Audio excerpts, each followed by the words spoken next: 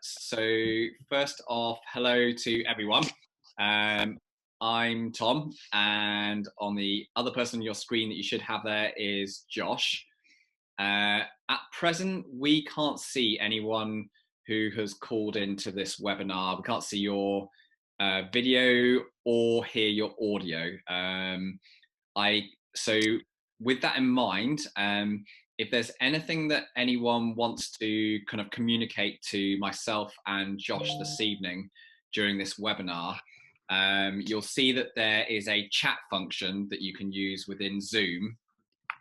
If it's not open at present, if you just slide your mouse down to the bottom of the screen, and there's a number of icons, and just to the right of share screen, there is a chat icon. If you click on that, that will bring you up a little window on the right hand side, which will enable you to be able to chat to myself, Josh, and I think you might even be able to select to chat openly to all the other panelists. Just make sure that on the little blue drop down box that you select all panelists or two panelists on there if you want to chat directly to me and Josh. The way we're going to run this webinar is that in the chat box on the right, we're going to try and keep this just to technical issues, anything that you want to let us know if like audio isn't right or something's not working for you, you can go into that chat box. But if you have questions, and we're going to be doing some live Q&A this evening on the session, if you have questions, then those need to go into the Q&A box. So if you look to the left on the icons, left of the green button which says share screen, there's also a Q&A box. If I click on that, it will bring up another separate window. And at present, there are no open questions. So at any point during this evening, if you want to ask any questions, those will go into that box. And myself and Josh will, we won't be able to do all of the questions because there won't be enough time. But it's more or less a sort of first come, first served basis where we'll get through the questions on that as we go through the webinar this evening. One thing to bear in mind is that with the Q&A section of this evening, or daytime for some of you who are in the US, is that if anything is highly personalized to you as a client, it's quite hard for us to be able to answer on those because a number of you that are in the webinar this evening aren't mine or Josh's personal clients. So we won't know more in-depth details about your training. So it's going to be quite hard for us to answer on those. So if we can, try and keep them just on training theory, sort of general help that we can kind of, me and Josh can talk about and help you through. But if you wanted to ask, for example, what do you think I should do in week 4 of my training plan? I am very unlikely to know exactly what is in your week 4 of your training plan. And also is if there are any questions which are sort of too in depth and can't be done in the time frame that we've got this Q&A going on, then we will also kind of make a selection on those questions. We won't be able to do them because last time we did a Q&A on this last week, Ollie and I really lacked time to be able to go through everything. So if you start asking really complicated theoretical questions, it could get really difficult. So we won't do anything on that basis. For this evening, we have a plan to run through 4 main topics, and those are going to be on the subject of, oh, my internet connection is telling me it's unstable, so I'm going to move slightly.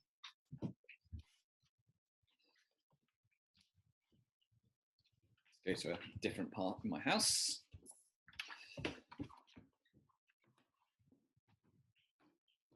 Yeah, Tom, we've got a couple of people saying that the connection's not great, so it might be you. That should be better here now. Set next to the router now, so that should be good.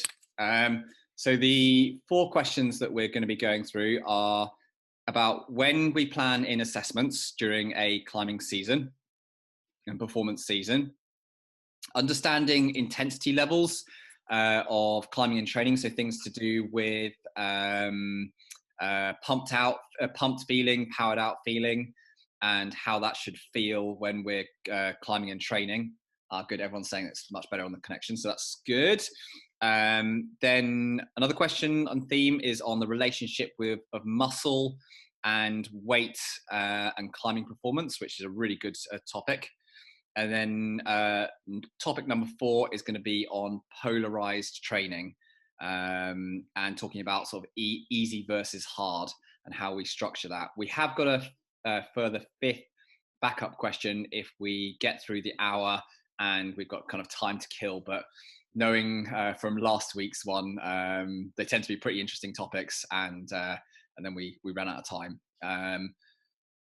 We're going to try and stick to the timings. Each question is going to be 5 minutes of me and Josh chatting and talking through the theme. And then we're going to open it up to the floor to everyone out there who will then be able to type into the Q&A box your questions that Josh and I are then going to go through. So it's fairly key, if you can, to make sure that you have got your questions coming through whilst we're talking about the topic, so that we're ready to go on those after that 5-minute period is done. Ready, Josh? Yeah, let's do it. Yeah. And just for a quick intro on Josh as well, for anyone, I'm sure most of you have either seen Josh appear in some of our media before or know something about him. But Josh is one of our lead research associates at Lattice, and another one of the premium plan coaches. I think you were our 2nd ever coach hire at Lattice. Is that right? After Ollie G, yeah, after the OG. Yeah, so you're one of the original part of the gang, and you've been with us a really long time. And you did what was your degree in, remember again? Sports science. Sports science, yeah. And I think we first met when we were just chatting about sports science theory, weren't we? Yeah, exactly. Yeah. Okay, cool. So let's start off with question 1 here is for how to or when to plan in assessments in a training season. And this would be for a sport climber who has a relatively periodized training year. So it may well have a strength focus in the winter and then move into peak focus in the summer or fall when we're aiming to be fitter over stronger. What's the best time of year to do assessments, and what are the pros and cons of that? Yeah, so I don't think there's it's not going to be a best time of the year. It really depends on your training schedule and whenever your training changes. So the first reason we're ever going to do a full assessment is to inform our training, and that's really the backbone of athlete monitoring in any assessment. So you're going to want to redo an assessment whenever you want to change your training focus as a minimum. So if you're trying to peak in the summer, then you're probably going to do one at the end of winter as your training focuses to bring you into a peak. The same goes for at the beginning of a base phase, so that you can understand where you're going to put your training focus. I think there's also one other reason I'd like to do an assessment, and that could also be to inform performance. And this doesn't really apply for someone that has a specific goal in mind. It's more for someone that might be going on a trip and wants to understand where their strengths are at in that moment in time. Whether you're performing well at finger strength or endurance, you might actually select your performance choices around that, the sort of routes you're going to try. But the question is, what are the pros and cons to it? I don't think there's many cons to using an assessment to inform training, but there's definitely some cons to using an assessment to inform your performance. And that's mainly getting caught up in the numbers and expecting the numbers to translate exactly to performance on rock. And unfortunately, it's just not how it works. You could get a bit demotivated by not feeling up to it, but at the end of the day, it's not ever really going to be entirely dictated by the numbers. It just comes down to the day at the crag. Yeah, I think that's a really important distinction to make, that, you know, you and I have been coaching for years and years, and we've run lots and lots of different training cycles with individuals, which contain, you know, long periods of training and then also those intermittent tests. And all things in coaching are sort of, they exist well on their own as individual resources and tools that you kind of bring into the big picture. And like, in a way, like an assessment on its own is a tool. It's not a brilliant tool, it's not an awful tool, it's just a good valid thing to add into the whole mix. And like, I've had a number of times when someone's come back and done an assessment and gone, oh, I've absolutely blown all of my scores out of the water, this is the best thing ever, I'm bound to climb maybe 3 grades harder than I thought. And I actually try and hold the person back and go, okay, no, this is great. We've got some really good like for like markers here. So your finger strength may have moved up this amount over the last 9 months, 1 year. Your fitness levels may have moved up this amount in that same period. And that's a really good indicator that the physiological changes that we were looking for have occurred. But don't put all of your eggs in the basket of thinking that you can perfectly transfer those changes in performance markers into real performance, because they're one part of the equation, aren't they? I think going back to the assessments are a tool to inform your training focus or your training plan in general. I'd say you can also, if you're doing a large assessment to really understand where everything is moving, you probably will do that. I don't know, we say between 3 to 6 months sometimes, don't we, Tom? But it doesn't mean you can't do smaller assessments along the way, or even just single measures within a training plan. I think that's really helpful if you're really looking to see the adaptations happening in any one area, especially if you're a very specialized climber, or you're looking to really develop one area of your climbing profile. And it's pretty fair to just do these single measures. It's just like, for example, basic finger strength tests, is that if someone's going through a season of trying to move up their finger strength, and it's a really, really big focus of their training, I'm quite happy for that person to go and test maximal finger strength as part of their warming up once a week at the latter stage of their warm up, when they're ready for some really high intensity work, to try and kind of track that marker as an individual item, so that they can see whether they're making progress, if that thing is the really important item kind of on the list of what they're trying to achieve with their training. But wanting to test finger strength, fitness, front lever ability, core stability, and doing that every single month, I think, in my experience, can end up defocusing a climber, and they can't get on with the more important elements to their training. And as coaches, that's our role, isn't it? To keep people focused on the most important areas. Yeah. Should we go for some questions? We've already got 3 questions in the Q&A now. Okay, so question 1 is the lattice assessment, which we do, which is 1-to-1, seems to be more geared towards sport climbing. Is there a difference of assessment that you would use for boulderers? So would we use our lattice board assessments for boulderers that we work with, or do we give them something quite different? Yeah, so people definitely have said this before, and it mainly comes from the max moves test, which is I guess correlated really well with sport climbing performance, but not really so much with bouldering performance. But just because we're doing a test which is very indicative of sport climbing performance doesn't mean it's not useful for a boulderer, because it's actually good to see sometimes boulders performing really well in this area, and that can tell you a lot about their training history or their training habits. And it kind of depends. If you see a strength in this area, it can also tell you that this is something you need to come away for in the plan. And I've also heard, Ollie, and maybe this is a bit more applicable to UK climbers, where we tend to drift between 2 disciplines, suggest that this is really helpful for climbers which like to move around between disciplines. But if you're a through and through boulderer, it is actually good to see if you're strong or weak in an endurance area anyways, or a power endurance area, because we do see it sometimes, don't we, Tom, where a boulder comes through and they've got a great power endurance, but maybe weak fingers, and it gives you an indication of what their training history has been. If they've been that impatient boulderer, which don't rest properly, and they're kind of training that power endurance and that mileage through their sessions, and you can get an understanding of bringing that back a bit and putting more intensity into their training. Yeah, I mean, the lattice assessments that we do in person, I have always enjoyed and got just as much out of doing them with boulderers. And I think there's sort of an objectivity element to this, in that, like, I remember when Ollie was doing his masters, he was looking at the correlation of data with finger strength versus route climbers and route climbers and boulderers. And then also, for example, in this one, the max move tests of route climbers versus boulderers.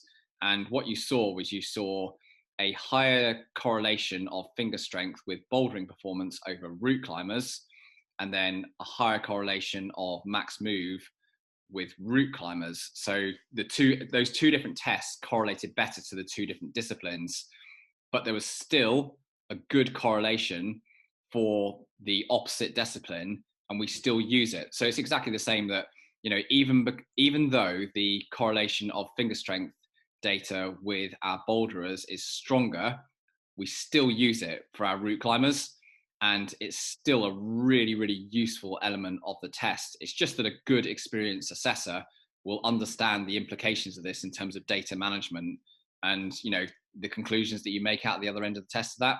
So that's why, you know, all of our assessors are really, really well trained, really good coaches, and it's not just Joe Blogg's coach off the street who's been coaching for 6 months. Next question. Here's one. How much better is the assessment, let's say, during your Lattice symposium or the remote assessment? Is the assessment that we do during the symposiums that we've done, both the women's and the London one, and the remote assessment, better than the Lattice board assessment? Maybe I'll give a biased answer to this, Tom. I quite like the symposium assessments because the amount of data we get from that. I was going to say exactly the opposite. That it was a total nightmare because there's too much data. Yeah. So I think we've definitely seen that when as a coach we've been given the symposium assessment reports to write out. We've been a bit overwhelmed with the amount of data, and it's actually it's easier to write a plan from a much simpler focused assessment, which just has the really more applicable tests, I guess. But I don't know, that's a tricky question. I think they both have their pros and cons. Like we're saying, it's nice to have a simpler format to assess people in. And then, although there's a lot more data in the symposium ones, not all of it's maybe appropriate to you as a climber or to your plan. So it's kind of a bit of both, I guess. I guess that's why you're the researcher and I'm just the bog standard coach, you see. Yeah. I think, you know, but both you and I have lots of clients who have gone through all of the different tests. You know, some will on board with us via a remote assessment. Some might have been through the symposiums, others through the Lattice board assessments. And, you know, we're very experienced and well trained to deal with all forms of data input. And likewise, I am extremely confident that both you and I could walk into a room and, you know, meet a new climber who we'd never met before, and if you could give us an hour and a half of just spending time with that person, observing them walk, asking pointed questions, I could quite happily write a training plan without having to do any form of Lattice assessment, because we've coached a lot of people. So it's, you know, it's coaching background and experience, isn't it? Yeah, the symposium stuff we do is at a research level of analysis, so or data collection and analysis. So it will inform us better on how you developed from test to test, but it probably won't give you a better training plan from it. So if you do a Lattice board assessment or a symposium test and we write your training plan, one's not going to guarantee you better gains than the other, because we're still going to really pick out the main things that you need to work on as a climber and just work on those. Yeah, it's not going to change the fingerball protocol you do or the amount of sets and reps you do, really. Yeah. Go one more question, and I might even have to give you might have a slightly better answer for this one, Josh, but I might have to give a slightly flaky deferred answer, which is, can you or would you share your models? And if not, what type of modeling techniques you're using? So what I know on this front is that we have Remus, who has been our data modeler and statistician for Lattice since the very early days. And he is a postgraduate mathematician by trade, and did similar work for a company called Dyson in the UK after he left university, and then he came to us. And the models that he uses, unless you can add in anything extra, Josh, as far as I'm aware, they are standard statistical packages that are multivariate, and we've also had the what's it called, master's student from last year who ran a load of neural network analysis and some AI machine learning with the models, which I think again got was it a 0.1 or 0.2 improvement, or 0.02? It was like a very, very small improvement on the models that Remus had. Predictability. Yeah, it was on the predictability element. But I think I'd have to ask Remus and go away and ask him for the exact models that he's using. Do you know? Yeah, I don't. So the way he processes data is different from however I did it at uni when we're looking at numbers. So it's beyond me what he's doing with his data modeling, but that's what his specialization is in. But I think what stands out is that when other people have come in from university to work with our data and see what they can do with it, is we always come to the same conclusion. Yeah, it's interesting. I'm not sure it matters. Yeah, it doesn't really matter massively what model Remus was using or this AI system. It was finding the same conclusions, wasn't it? Yeah. Do you remember a few years back we had the PhD guy who came in from the finance sector from Goldman Sachs and worked on our data for the summer, and he made a worse model. And yeah. I think Remus was just over the moon because he made a better model than this guy that was, I think, pitched in his CV as being a total genius. Well, we joke that Remus is a robot, but yeah. Very clever. Should we go to next subject? Yeah, let's do it. Okay, so we've got understanding the intensity levels by feeling on pumped and powered out. So this person here has just struggles a little bit with the sensations that we're looking for on these. So, what does a 2 out of 10 feel like? And should we be getting out of breath? Is it okay for it to feel like you're doing almost no physical work whatsoever? And on some of the harder kind of aerocap sessions, like one-on-one, actually feeling, pretty pumped really, or very pumped. What do we feel about that kind of pumped and powered out element of training? Yeah, so I guess shall I start with just explaining a little bit of like why we get pumped, and because the thing with powered out is it's all kind of on a spectrum, but getting pumped is on quite a large spectrum because the time to failure is quite long. You're talking about this because we're going from aerobic capacity where training is fairly indefinite. You can kind of go forever with this one, and as you start to get more pumped, as soon as you start to feel some pump developing in your forearms, what is happening is the energy supply from your aerobic capacity is now maxed out, and it's not able to produce energy fast enough to sustain your intensity for climbing. And now you're starting to develop a little bit of a pump. Your anaerobic energy system is starting to step in and provide some energy for you as well. So this is why we generally, in a lot of these aerocap sessions, we say don't get too pumped or have a very mild pump, because what it's telling you, that sensation, is that you're achieving full energy demand or supply from your aerobic energy system. And that's what we want to do with aerobic training. When you end up being really quite pumped in these sessions, your anaerobic energy system is having to do a lot of work. And for most people, if you're we're trying to train aerobic capacity, that's going to be detrimental to your training in a few ways. It's going to confuse the stimulus a bit, but it's also just going to make you quite tired and possibly increase your workload each week and reduce the intensity you can go into your other sessions with. So that's why we're going to try and avoid that. I remember reading this question. I think you mentioned that it says being out of breath, but only a mild pump is a good way to go with this.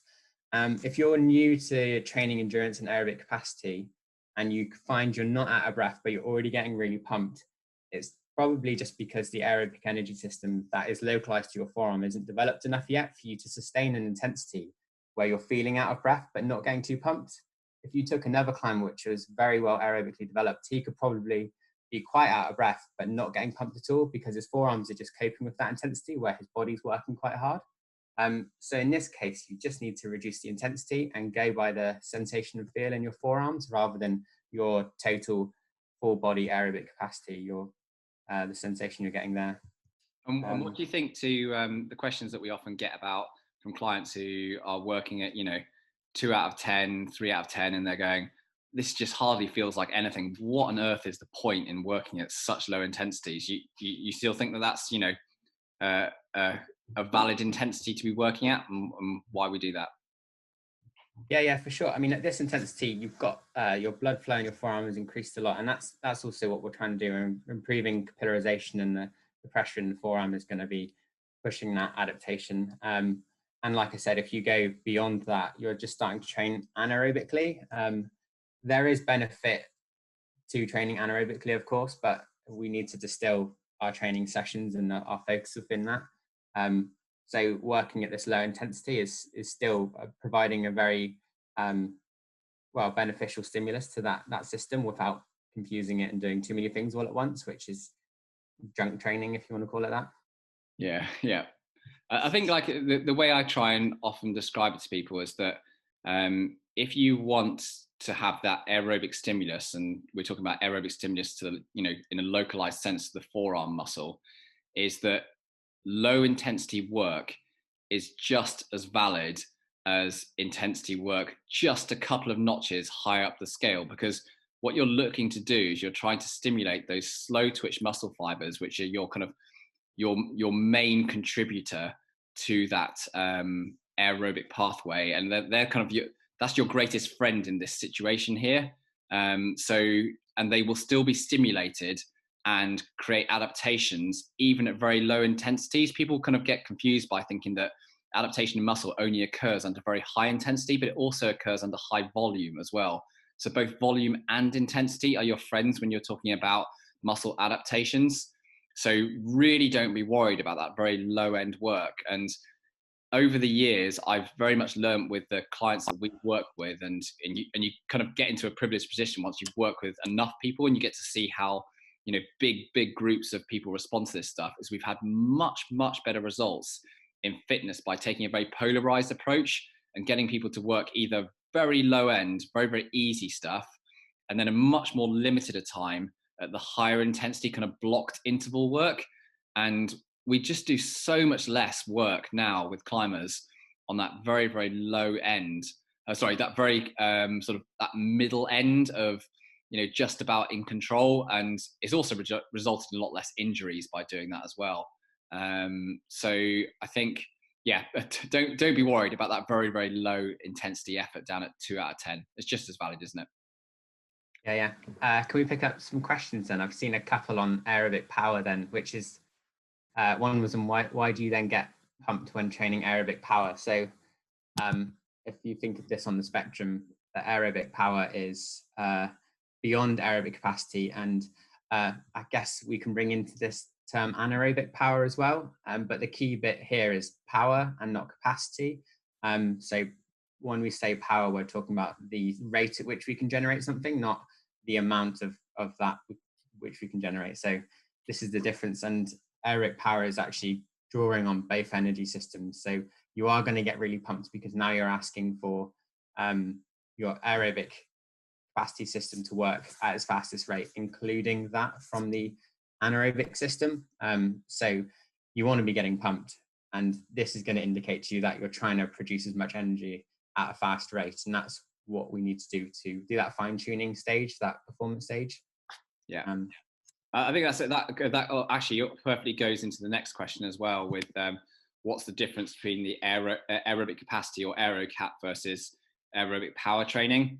And really, I always try, and whenever I kind of teach this in workshops, is I try and get people to focus less on the word of power, because we often think of power as being, you know, campus work and really big, powerful movements on a climbing wall, and think of the word power as refinement.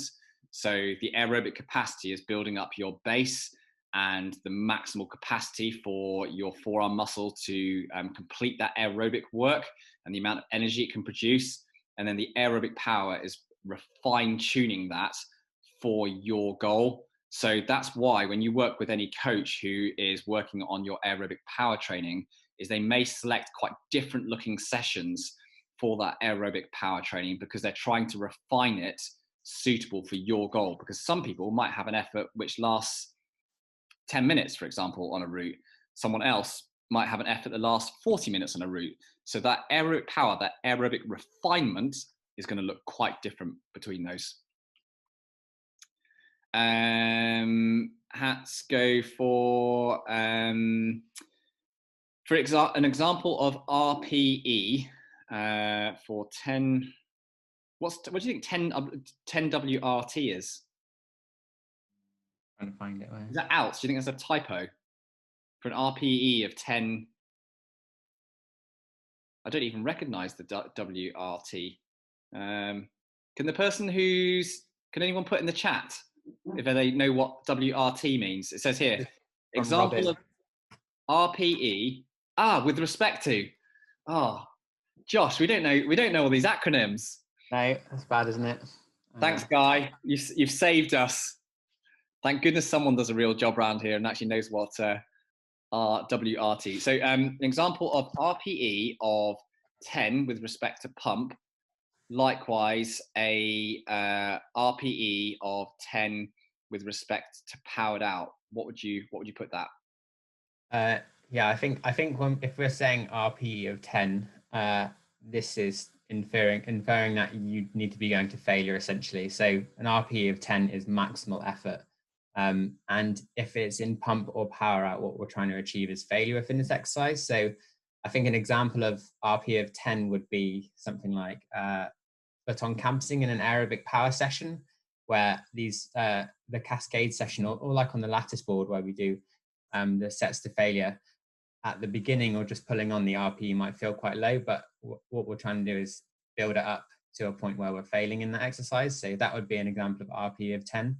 And it's the same thing in the aerobic, in the anaerobic capacity or anaerobic power session, where you're going to be working at higher intensity, following the guidelines of that session, but essentially trying to reach failure within that session. Yeah.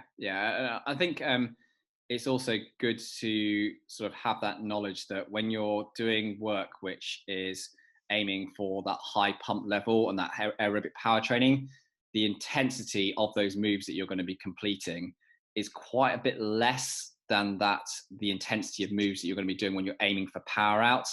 And I do see a certain section of the climbing population when they're training just hitting a little bit too much in the mid-level of intensity when they're aiming for that powered out training, and they almost mistake the powered out feeling for just general fatigue because they're just doing a lot of volume. So it's much better to go for almost like an excessively high level of intensity when you're working for the powered out feeling, until you can actually really grasp what that feels like. And you're just basically not able to generate the highest intensities anymore through the failure of the muscle in a relatively short amount of time. So sessions are quite short, whereas the pump is just a huge buildup of metabolites and those massive fat forearms and a lot of volume and ground covered. I'm going to leave you with one last question to answer, Josh, because I'm just going to go and grab my charger and stick it in from downstairs. Is Emily has asked, is it okay to err on the side of caution for the low level pumps of 2 out of 10, is it better to go easier than you kind of think or to go harder than you think? And I'll be back in 30 seconds. Let's go easier than go harder. Well, that's a simple one. Let's err on the side of caution, I'd say, in that. Especially in a base phase when you're focusing on aerobic capacity, or likewise focusing on other stuff. Err on the side of caution, keep it easy, and you can always bring it up, but using that feeling of pump to really change it, because it's going to be a multi-intensity session usually when you're aero capping. I've always found that you need to be moving around and either move to an easier route or circuit, or even step off the wall for a few seconds if you feel like you're getting a bit pumped. It's kind of hard to just have such constant intensity at that really mild or no pump phase in climbing. So yeah, err on the side of caution. If you find you're getting a bit pumped, step off the wall for 5 seconds or move to an easier circuit. And it's okay to undulate between that intensity and just keeping it nice and low. Good answer. Oh, I'm going to just answer one really quickly here, because it's allowed me to say one of my favorite anecdotes. Is it possible that someone can get so well trained that it is too hard to get pumped? I'm just going to very quickly tell the story of what I heard from one of the coaches from Alex Magos. Was that Alex was so strong and this is the really, really good climber from Germany. I'm sure most people on here will know exactly who he is. But his coach had thought he was so well trained and so strong that he basically couldn't get pumped anymore. And he didn't respond in any way in the same manner as other climbers. So physiologically, he was different. Guess what? We got him on a lattice board, set the intensity so that he would operate in that kind of 60% banding. Guess what? He got really pumped and he fell off, and he was nowhere near these kind of mythical standards of training or fatigue resistance or levels of power endurance that everyone thinks. He's just extremely, extremely strong. So relatively, it can appear that he finds it hard to get pumped, but that's just not what happens when you stress Alex's forearm in that way. Anyway, there we go. There's my anecdote. Okay, question 3. Oh, this is a good one. What do we think of the relationship between muscle, weight, and climbing performance? There is a myth that climbers need to be very thin, and how much muscle is necessary to gain, and what does that relationship look like with performance? We get asked this kind of stuff weekly, don't we? Yeah, I think it's also just always out there, that question. Everyone's kind of always wondering about this, or at least you see people concerned with it all the time. It just weight management comes into it a lot, doesn't it? I think the first thing to say is don't be scared of putting on muscle, because it's just not that easy. Sure, some people put on muscle easier than others, but if you could put on muscle really easily, like everyone that went to the gym would look jacked, but they just don't. It takes a long time and a lot of effort to be able to do it. So I think being scared of doing it as a climber is just not really worth your time worrying about it. And then the second thing is that if you are putting on muscle, with a lot of the movements and the training you're doing, you're probably putting it on in the right places. I think it's fair to say that climbers don't need overly strong legs. Maybe shouldn't have said that, but you don't need massively big legs, let's say, as a climber. So I think if you're putting on muscle in the right places and the proportions are fine, then there's no real reason to be too worried about it. If you get bigger forearms, bigger lats, bigger shoulders, I think there's very little cases that you can say it's going to be detrimental to any climber, which kind of brings me through to that proportional thing. And I think it's hard to say if there's a relationship between amount of muscle and performance, just because everyone's so different. And we might look at climbers that are particularly skinny or injury prone, might have had a lot of shoulder injuries, and we might try and prioritize hypertrophy in those sort of areas. And then again, you might have climbers which just put on muscle a bit easier, shorter, stocky climbers, which maybe is not as necessary, and you might focus on strength more. But yeah, I think the relationship is a hard one to talk about because it's so proportional over the body and what we're working on. And I think your other muscles, the larger muscles like your lats and the things which are going to help your performance, are going to be limited by building muscle in other areas. And if we, as long as we focus the training in the right planes of movement and the right specific exercises, we're never going to end up with lats that are so big that dragging us off the wall. It's not, it's always going to work in our favor in those senses. Yeah, Tom, because after all, if you look at whatever weight of muscle it is that you put on in a particular area, as long as you're putting that on in a sport specific area, so something that's related to the force that we try and generate when we're climbing, is that muscle is capable of pulling or creating a lot more force than its own weight. So it really comes down to, in climbing, training and achieving those muscular adaptations in a sport specific manner.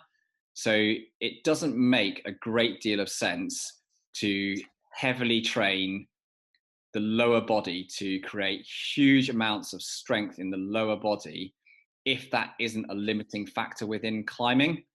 For some climbers, it may well be a limiting factor.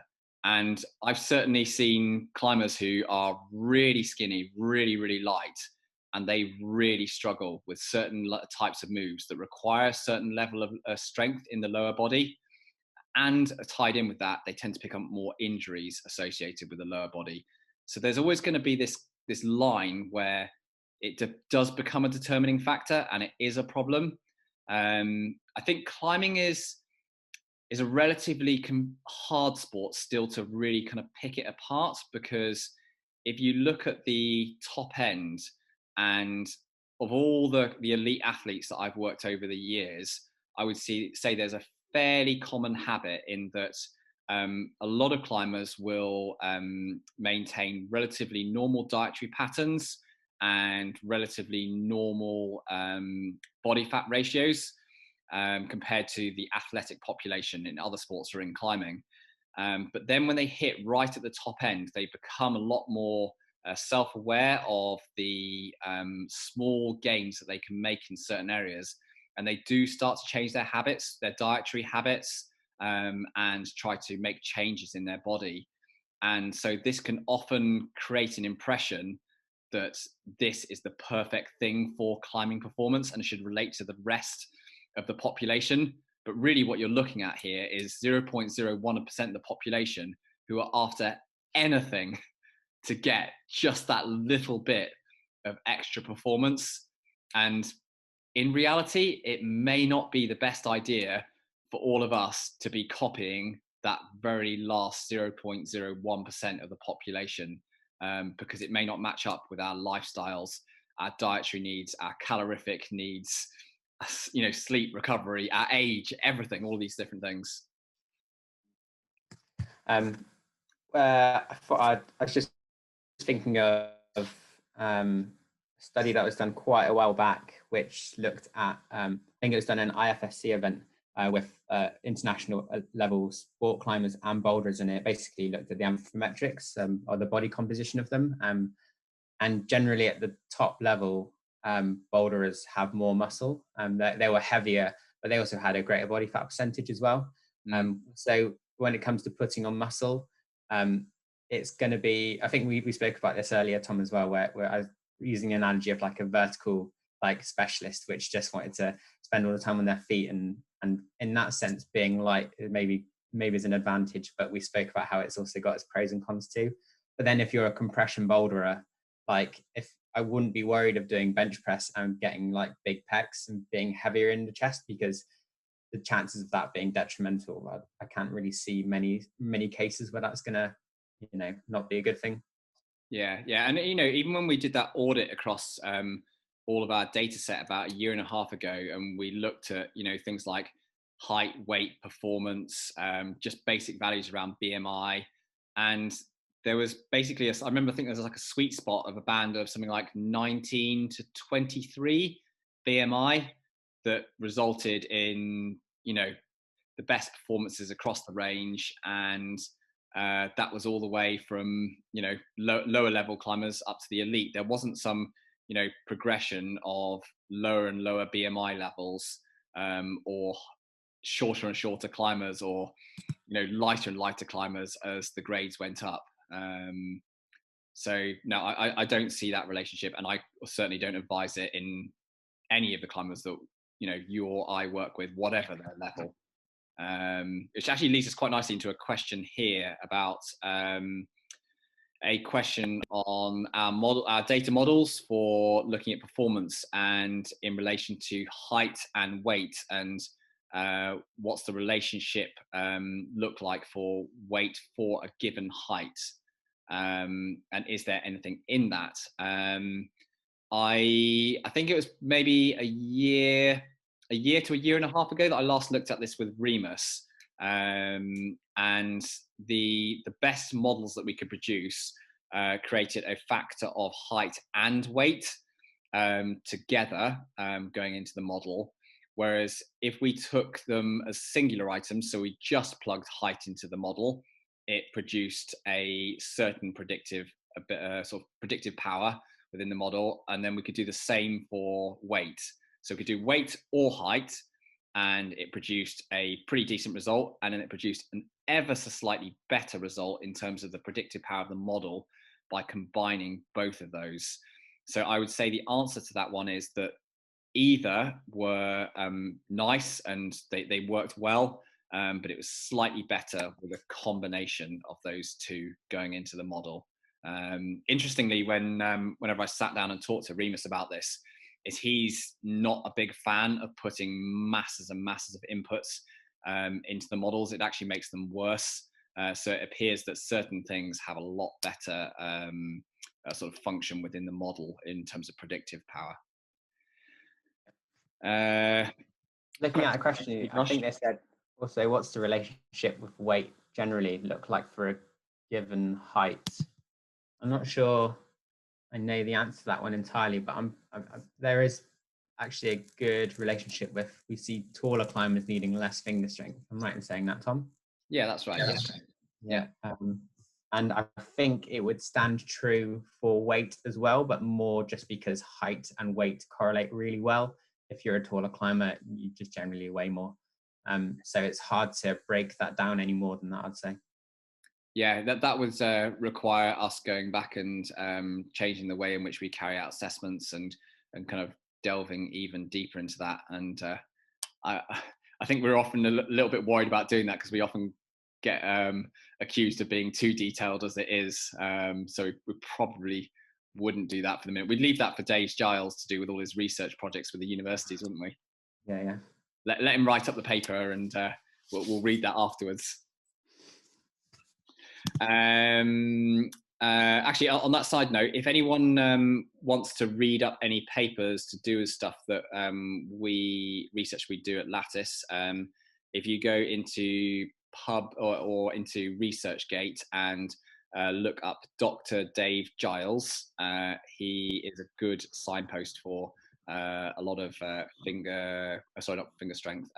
climbing based research. Has some of our papers on there and other work that Dave has done in the past as well. Good guy, knows what he's talking about. Next question. Morning. Sorry, again? I was just proofreading one of his papers this morning. We've got the new one coming out soon. That's a critical force paper, isn't it? Yeah. So question here, is there a difference if a 70 kilo person has finger strength of 200% or a 50 kilogram climber has 200% strength, or are they both the same? So they both have the same relative strength. I think this one's answered in that other question as well, where we said taller climbers, which generally weigh more as well, could get away with a less relative finger strength, not absolute, just less relative finger strength for the given grade.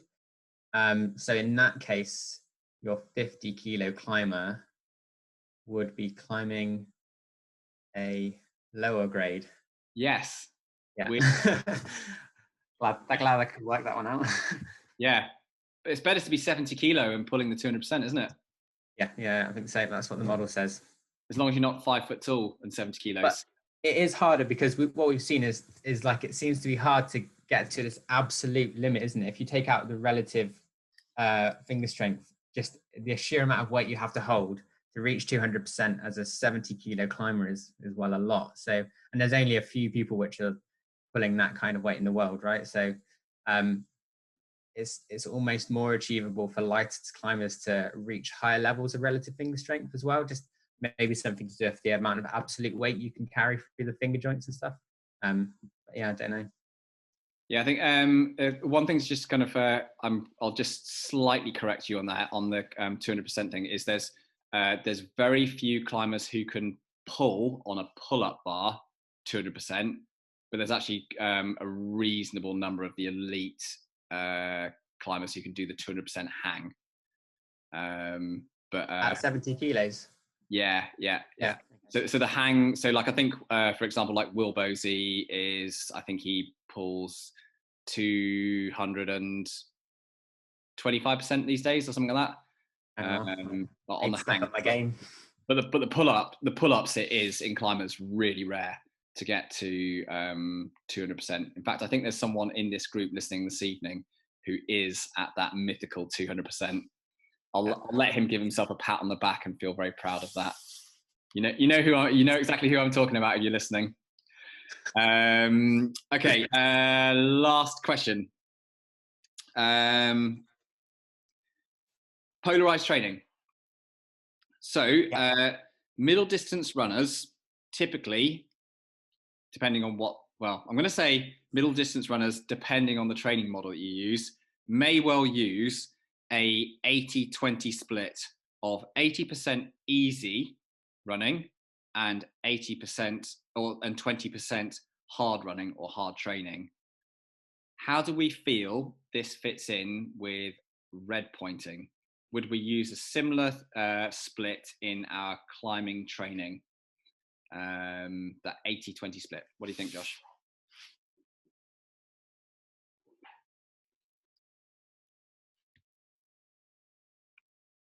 Sorry, Tom, you cut out for a minute there. I don't know if anyone else got that, or if it's just me. I'll repeat that one more time. So if we're using an 80-20 split for some running training, so middle distance, so if we took our middle distance climber, so our red pointer, sport climber, would they use also an 80-20 split? What do we think of that method for training? Yeah, so background to the 80-20 is that's been around, been really poignant in running research in the past 5 or so years, isn't it? Where it's been shown to be like a really, really effective training method for runners to spend a lot of their time in this low intensity work, and then maybe 20% of that doing sort of HIIT training. And that's generally what all the best runners in the world are doing. And they've done training studies to implement this model, and it's shown really effective. But I think now we're looking at the difference between runners and climbers. And I'd say the main thing is, one, it's really hard to get that low intensity within climbing. When we talk about this 80%, these runners are doing 2-hour plus length runs. We're never really going to spend 2 hours on the wall to get that same method. So we're going to increase the intensity a bit just to save our skin and our time and our forearms and our shoulders and everything, and do more intermittent work and stuff like that. But also I think the ratio is going to change quite a bit in favor of the strength side of things and the high intensity stuff, because as climbers, even sport climbers, route climbers, we're going to hit crux moves. We're going to do hard, really hard moves and strength orientated climbing, even within this endurance space. Runners just don't get halfway down the track and have to pull like a 200 kilo deadlift, but climbers might do that even if they're doing these really hard moves halfway up a route. So that 80-20 split is going to shift for sure. But I think it's also fair to say that all of us as coaches at Lattice, we really do advocate the polarized training approach, because it does allow us to work either side of the spectrum when it comes to energy systems. And we have 2 energy systems, anaerobic and aerobic, on a basic level. So it makes sense to keep the training focused with this polarized approach. And then when it comes to peaking or fine tuning for our performance, then we can start to shift how we train in a very specific way, but in a base phase. this polarized training approach is really good. So I think we do advocate it. Yeah, I think the thing you said there about a runner will rarely have to complete a sequence of very, very hard movements in the middle of a running track. So let's say they're doing a 2,000 meter race or 3,000 meter race that might be more or less the equivalent of a climber, and that's why that strength element for climbing has to be higher.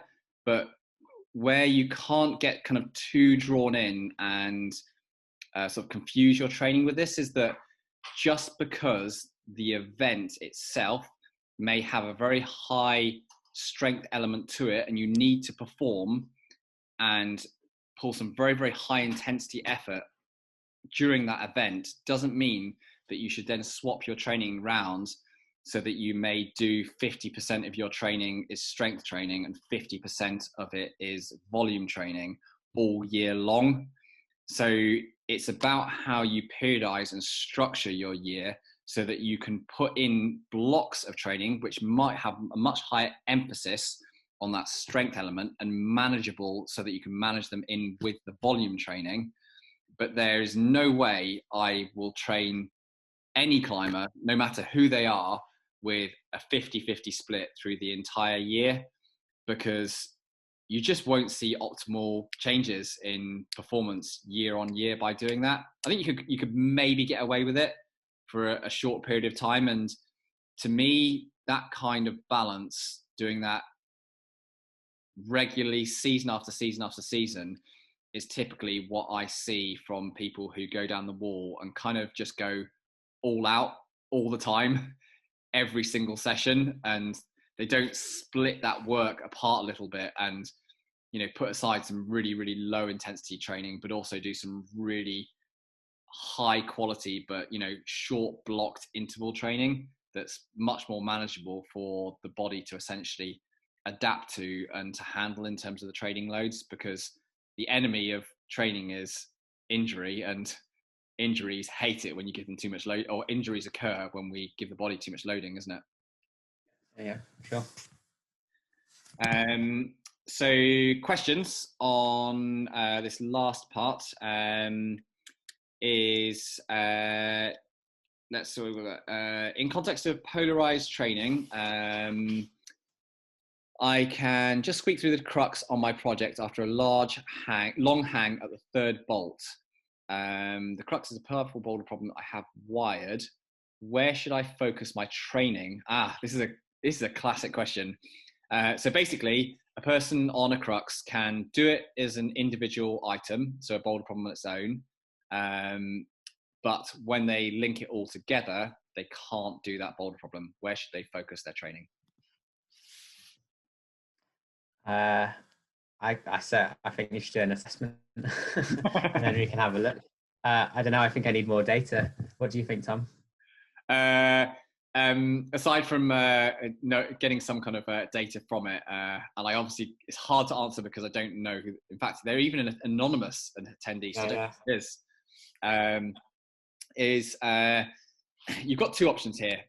You either, and I think they're both as valid as each other, is you either want to become stronger, so you drag your baseline up so that boulder problem during your crux is no longer as close to your limit, so that when you're carrying a level of fatigue in the muscle and you are seeing a reduced ability to produce force in the muscle when you're tired and have metabolites existing within the muscle part of the way up the route, then it's still executable and you can do that.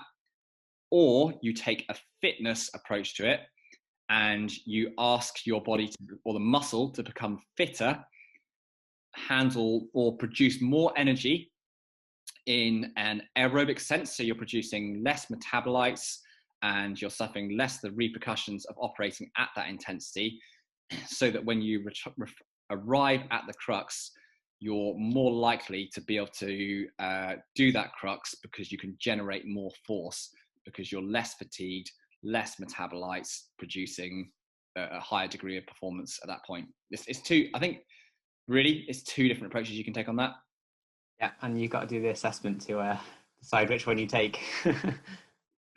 See which one's more achievable, I guess, is what I'm trying to say there. Which one's the best path It'll often come down to training history for that individual. So, for example, if that was me, almost never the answer is to just get fitter, because I adapt really well to fitness training. I'm generally fit all the time, and I can only squeak tiny amounts out of the system on that. But strength, if I put my foot down and actually get on with it, I can make pretty good gains in that strength. I just don't like doing it, but that's the approach that I will typically take. So I guess the answer on that one is it depends on you as a person and what you'll adapt to in your training history. What do you consider to be the upper limit of easy training in your polarized approach? And let's answer this for a boulderer, Josh. Well, I think if we're staying polarized, it's still in the aerobic capacity zone. So if it's the upper limit of intensity, the intensity is going to rise a little bit for a boulderer. I don't think we tend to avoid the really low and slow stuff, like anything sort of like 10 on 10 off or polarized continuity, where it's really long end. But we're still going to cap it at anything which hits that aerobic capacity domain.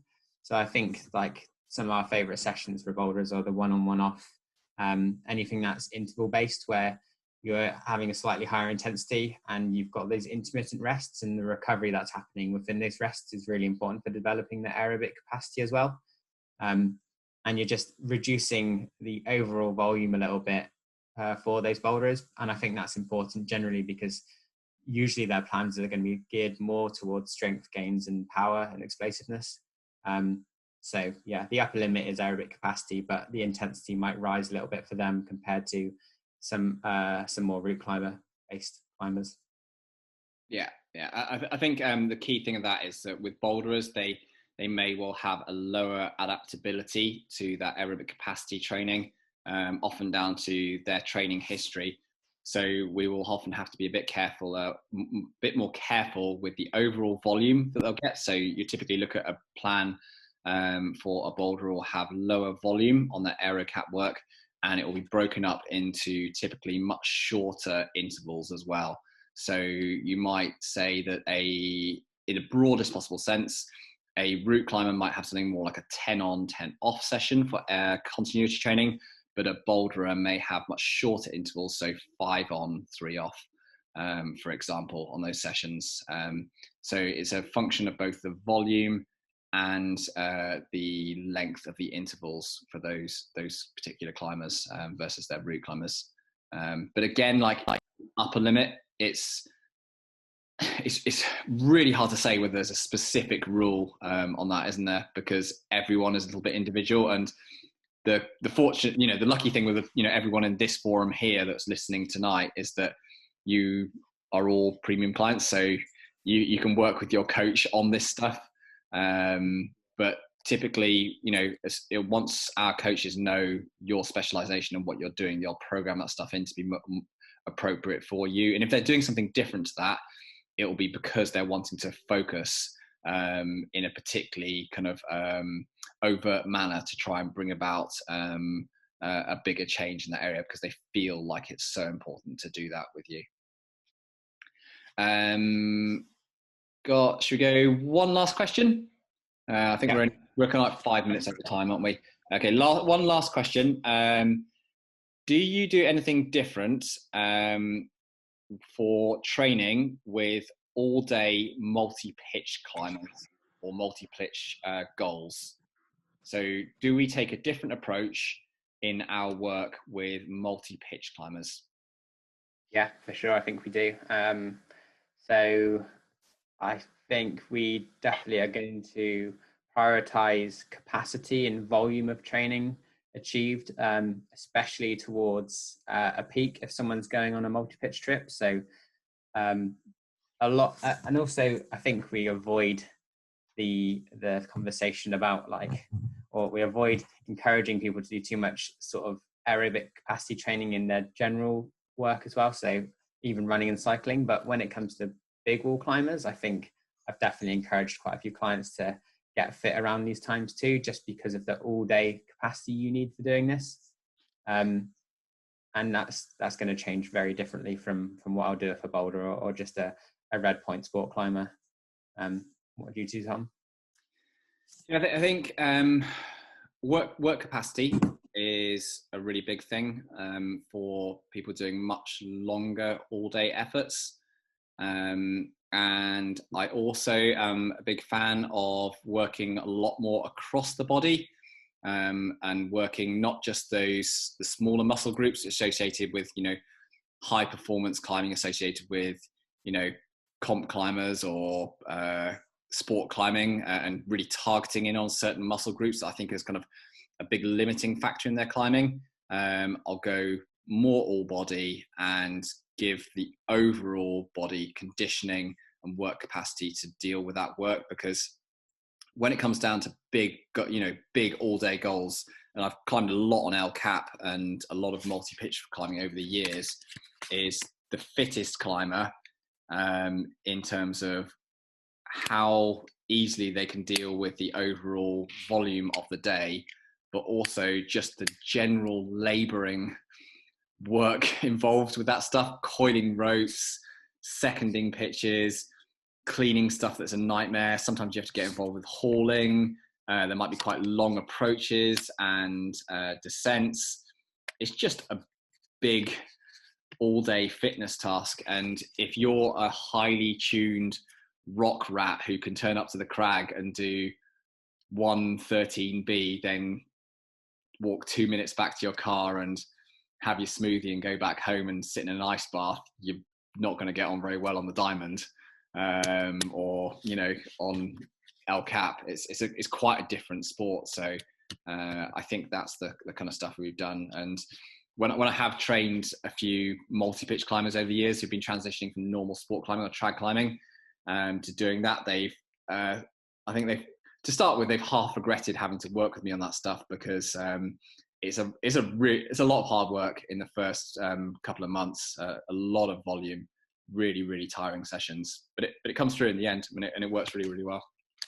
Yeah, I think I also definitely advocate the strength training component of becoming a general athlete, because you spend so much energy on a big wall, not climbing as well. So just being a general athlete, being able to perform well and like doing the multi-compound lifts like deadlifts and squats and stuff might not be applicable to a lot of climbers, but on a big wall it's probably going to help you out, just having the capacity to work hard and do a big session. Also I do get them to perform like longer sessions if possible, like these short one-on-one offs. I think it's much better to do the long aero cap sessions where you're just used to working for like an hour straight. So yeah, that's much better for them. Yeah. And actually, when you said about the squats, I can't tell you how many times I've been on a big wall and gone, oh, I wish I'd done more squats, because for hauling, it's so useful. And my poor little chicken legs at the time, they were just very annoyed with me that I hadn't done my squat work, and ended up having to, basically use other muscles to try and kind of compensate and do the work. And then they ended up tired.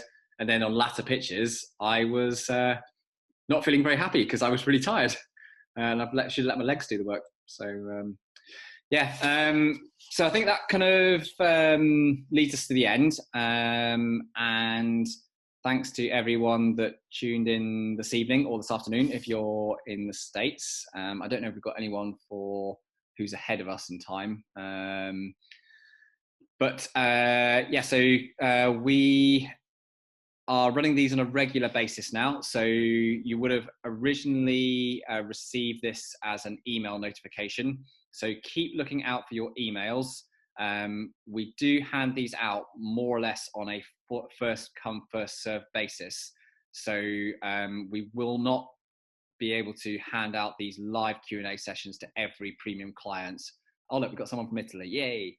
I think you're like an hour ahead of us, aren't you?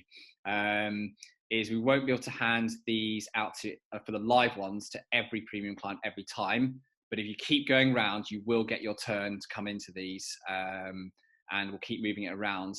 And as we've said earlier in the week, we're going to be putting out the recordings of them. So today, if my technical skills have been in any way adequate, I've recorded this session that I will give to Ollie, and he will quickly edit it up to take my daughter out of the beginning of the Skype, because I think we were recording for about 20 minutes at the start on a blank screen. And those will all get sent out to your email, so you'll be able to watch those afterwards. If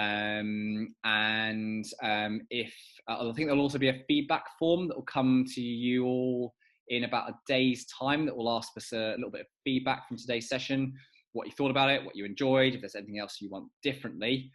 And from mine and Josh's point of view, and all of us as coaches at Lattice, we love doing this job. And what is absolutely the most important to us is that when we do this, it's useful for you, and you come away from this stuff thinking, I know more, I know how to train more effectively, I can work with my coach better. So this is the absolute key thing for us to achieve by this. So if you can let us know any way that we can improve as an organization and how we work with you, we absolutely love it. So that's what we love to hear. Anything from you, Josh? No, that's all good. Summed it up nicely. Oh, good. Well, I think we can get on with the rest of our evening, and hope everyone else has a good rest of the evening and afternoon for the US crew. And we shall see you all very soon. Cool. Thank you for attending, guys. Bye-bye. Bye.